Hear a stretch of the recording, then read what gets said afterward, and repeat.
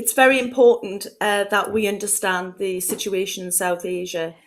தென்னாசியாவின் நிலைமையை நாம் புரிந்து கொள்வதும் அங்கே உண்மையில் என்ன நடக்கிறது என்பதை அறிந்து கொள்வதும் மிகவும் முக்கியமானது.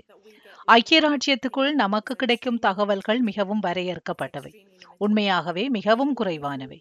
ஐக்கிய ராஜ்யத்தில் நாங்கள் பெரும்பாலும் ஐரோப்பாவில் என்ன நடக்கிறது, எங்களை நேரடியாக பாதிப்பவை என்ன என்பதிலேயே கவனம் செலுத்துகிறோம்.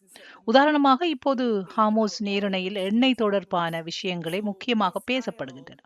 அதனால் ஸ்மால் ட்ராப்ஸ் அமைப்பின் இந்த உரையாடல் தளம் மூலம் நம்மை ஒருவருடன் ஒருவர் தொடர்பு கொண்டு பேசுவதற்கு உதவுகின்றது. நான் தனிப்பட்ட முறையில் உலகளாவிய பார்வையை ஒருபோதும் கொண்டிருக்கவில்லை, ஆனால் ஸ்மால் ட்ராப்ஸ் மூலம் என் பார்வையை விரிவுபடுத்தவும் மக்களுடன் தொடர்பு கொண்டு உரையாடவும் முடிந்திருக்கிறது.